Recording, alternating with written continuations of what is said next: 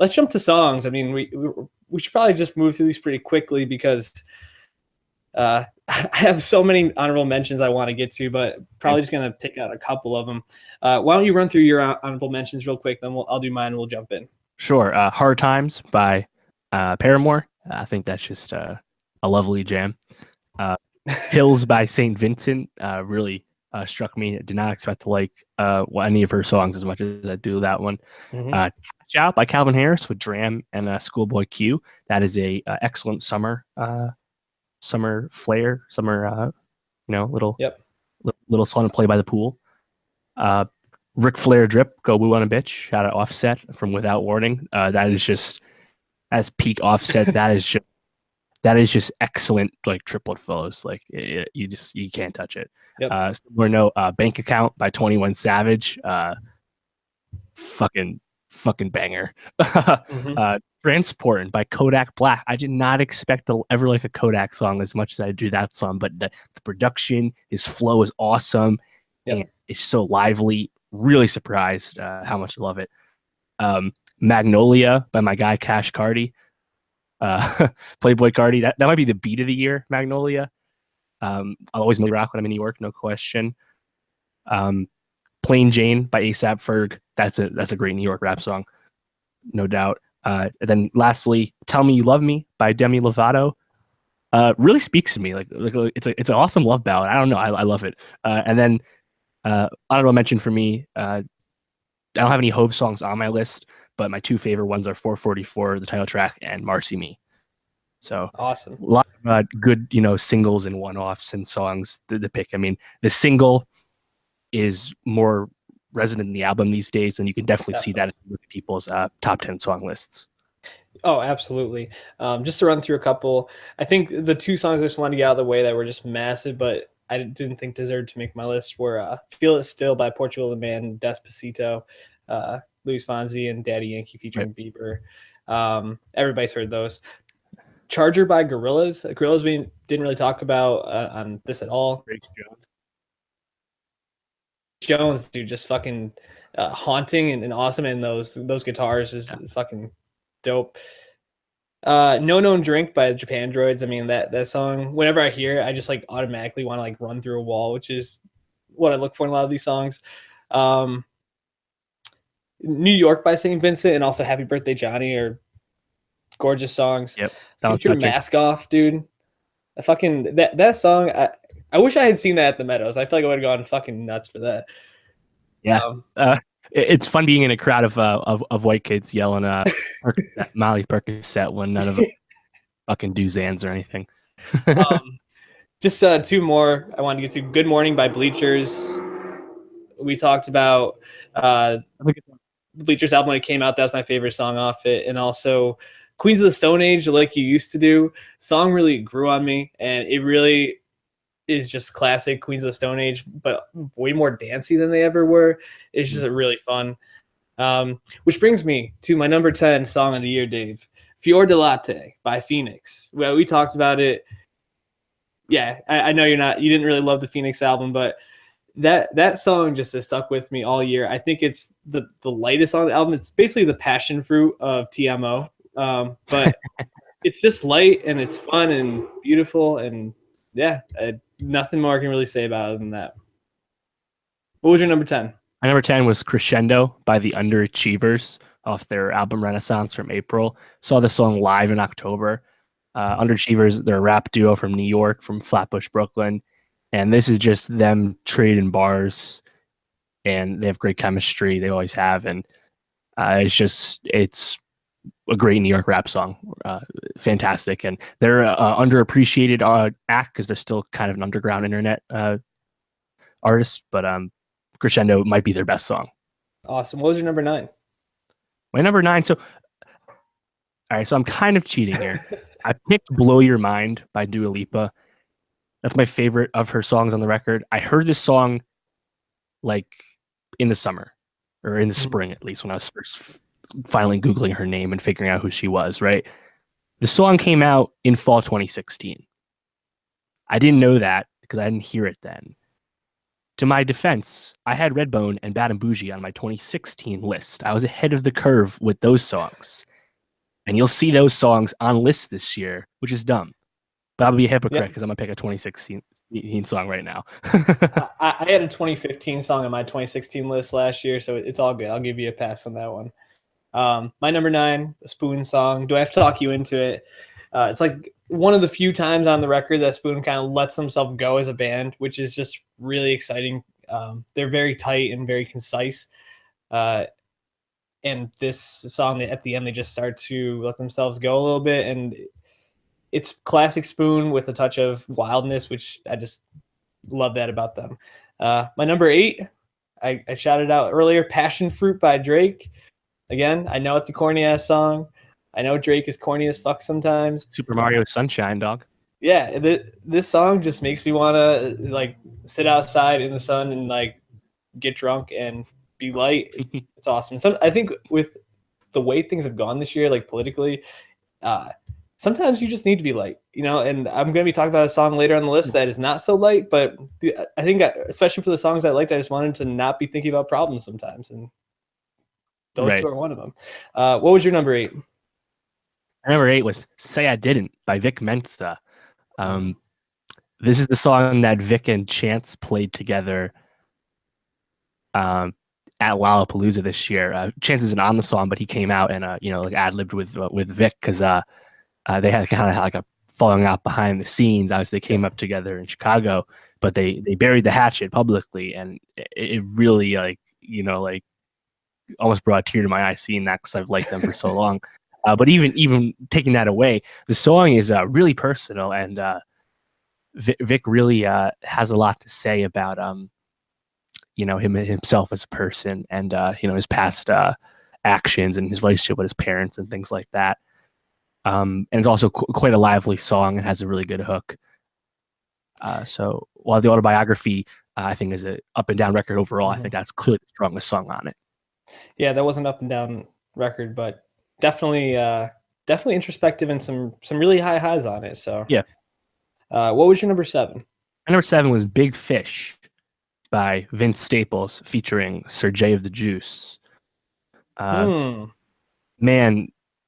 I mean, Back is the most like interesting song he made, but Big Fish I think just is a slapper because on one hand you have Juicy J, like I was up late night ball, and just a great hook from Juicy J, and then you have Vince going into it with his verses and doing all the things he does on the record that we just talked about, and it's just a great union of Vince and how he can wear two hats in the rap game. Yeah, that was one of my honorable mentions. If you didn't have it on your list, I would definitely want to shout that one out. My number 7 was "How Do You Sleep" by LCD Sound System. It's a 9-minute song, but James Murphy basically steals the concept from John Lennon's "How Do You Sleep." Where Lennon attacks McCartney.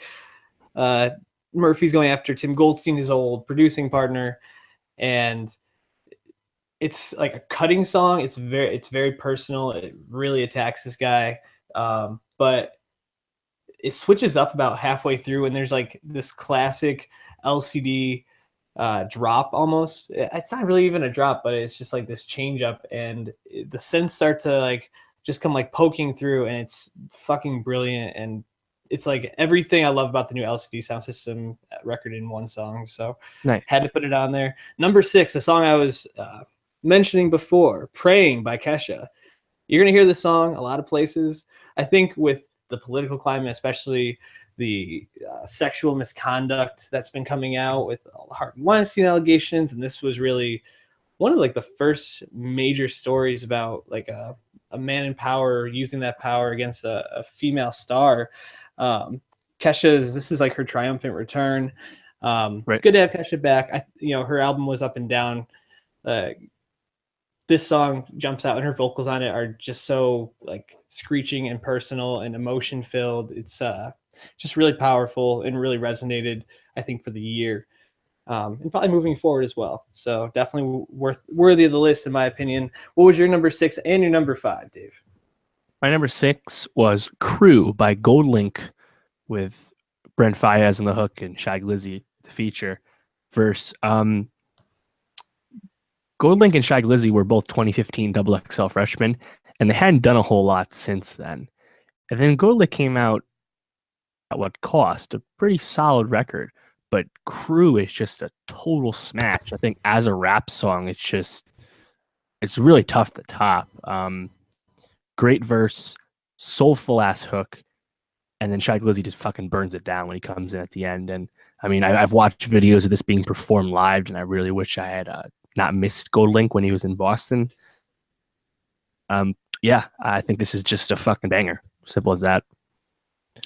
Yeah, Goldlink, I feel like I listen to like one of his songs like every month somehow, and I'm always like find myself like into it. So I definitely should check him out more. What was your number 5 song? My number 5 was Perfect Places by Lorde. I just think it's the Lorde song I always go back to off Melodrama the most, funny enough. I know it's some people actually dislike the song. I know it's pretty cheesy, pretty, it's like all millennial pride, but I don't know. I think it's pretty powerful. It's a great song. My number 5 was On Hold by the XX. Pretty much just because Jamie XX got to do his thing on this, and putting in the Hall & Oates I Can't Go For That sample, so catchy and so much fun, and it really just delivered on an XX return. So I mean, it was dropped I think like New Year's Day or like a day or two after. Yeah, so it was the lead single. Off the year. Number 4 for me, the SZA song I was talking about before, Drew Barrymore. Man, I fucking love this song. It's so personal. She talks, but like she's funny and like sarcastic on the chorus. And then it has like the drums, and then it goes into this beautiful SZA vocal.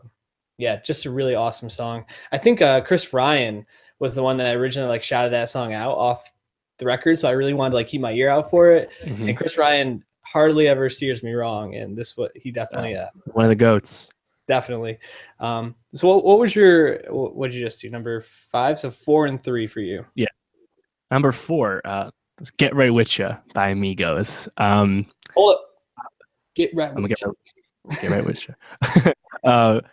So Bad and Bougie, obviously last year's list lead single, but T-Shirt, Slippery, they're bigger songs than Get Right With Ya. But Get Right With Ya is the song they've been coming out to start their sets with throughout the year.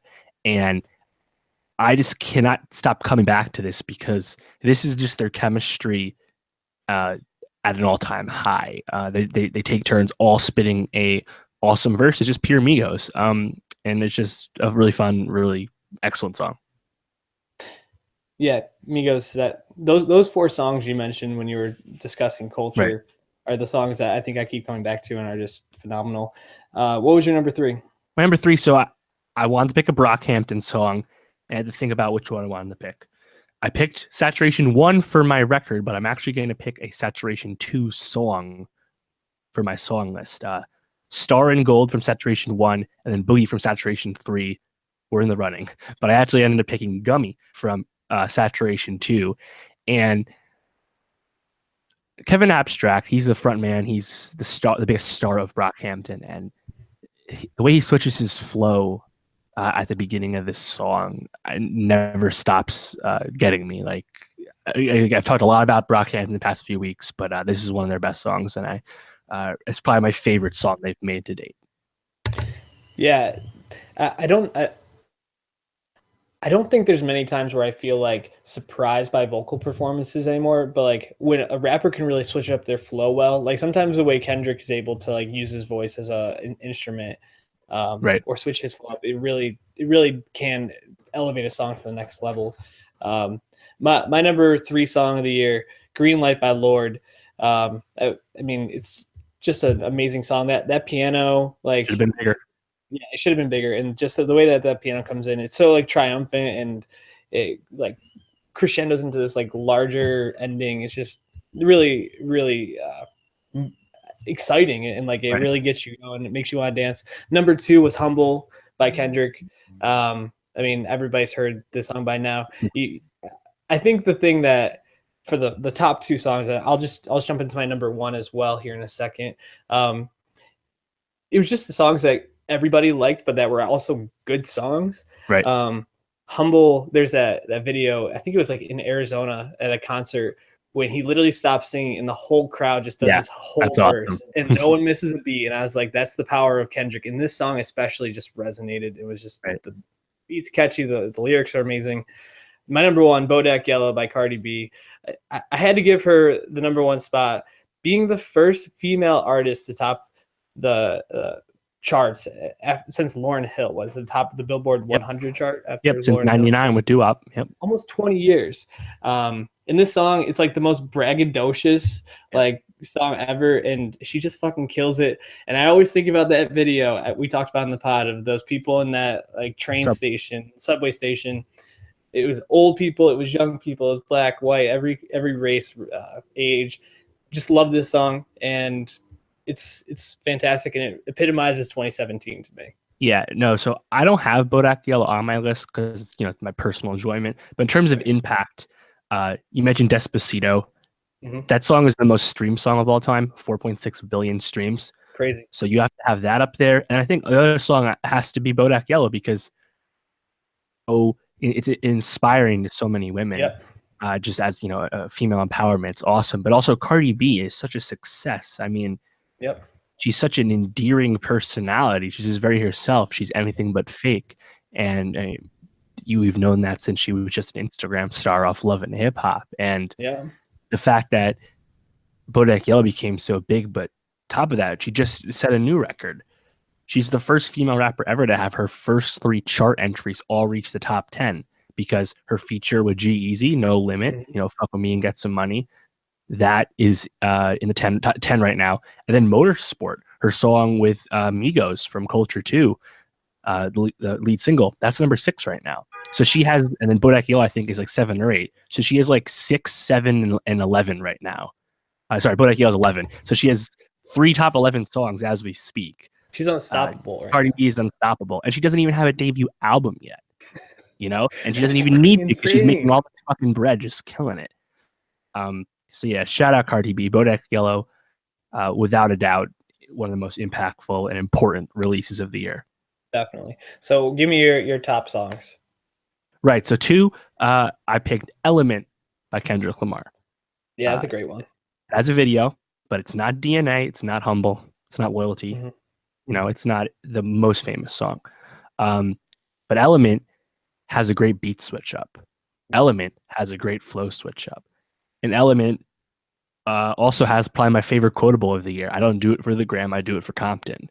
We don't have to talk about Kendrick again, but Element's my favorite song off a amazing album full of bangers. Yep, absolutely. And what's your number one? Number one, I've spoiled this for a while now. It's EXO Tour Life by Lil Uzi Vert. I think it's the millennial opus thus far. It's so interesting because this song was put out by Uzi in a hotel room on SoundCloud because he didn't want to save it for his album. He just put it out. And so much he didn't even bother fixing the file. It was EXO Tour Life with 2 L's and the E was a 3. He didn't even bother to fix it. But the song was such an unlikely hit. But then you listen to the song. I mean, he got All My Friends Are Dead, Push Me to the Edge. You got little kids singing that like it's a fucking nursery rhyme. Yep.